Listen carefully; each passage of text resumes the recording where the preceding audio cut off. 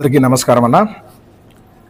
ప్రొద్దుటూరు మున్సిపాలిటీకి సంబంధించి 27వ తారీఖున ఒక బహిరంగ వేల ప్రకటన అనే ఒక పేపర్ అడ్వర్టైజ్మెంట్ ఇచ్చారు. వాటిలో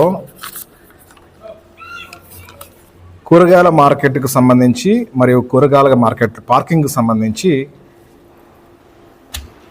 వేలం ప్రకటన జారీ చేయబడింది.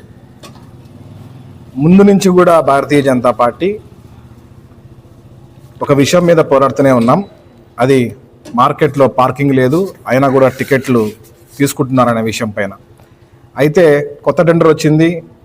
మున్సిపల్ కమిషనర్ గారు 2 సార్లు మాట తప్పారు.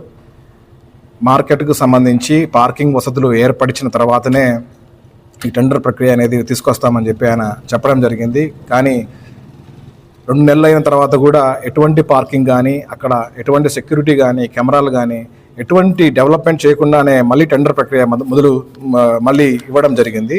వాటిని భారతీయ జనతా పార్టీ ఖండిస్తూ ఒక రిప్రజెంటేషన్ను మా వరదారెడ్డి గారికి ఇవ్వడం జరిగింది ఇవాళ అందరం కలిసి.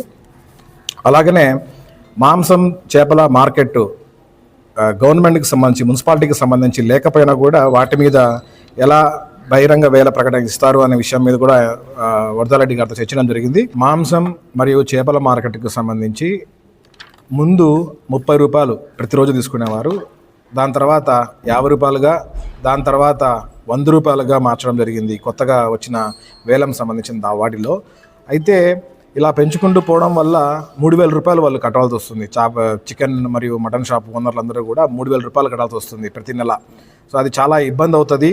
వాళ్ళని దృష్టిలో పెట్టుకొని కూడా వారికి కొంచెం వెసులుబాటు కల్పించాలని భారతీయ జనతా పార్టీ తరఫున వరదారెడ్డి గారిని కోరడమైనది. అది కూడా ఆయన వెంటనే జేసీ గారికి తెలియజెప్తాము, మీరు అక్కడికి వెళ్ళి వాళ్ళకు కూడా ఒకసారి ఇంటిమేట్ చేయడం అని చెప్పడం జరిగింది. సో 4వ తేదీ జాయింట్ కలెక్టర్ గారిని కలిసి ఇక్కడ జరగబోయే విషయాలన్నీ కూడా మేడం గారికి విన్నవించుకుంటామని చెప్పి, అలాగే వీటికి సంబంధించి మంచిగా స్పందించిన వరదారెడ్డి గారికి భారతీయ జనతా పార్టీ తరఫున ధన్యవాదాలు తెలుపుతూ ఉన్నాం.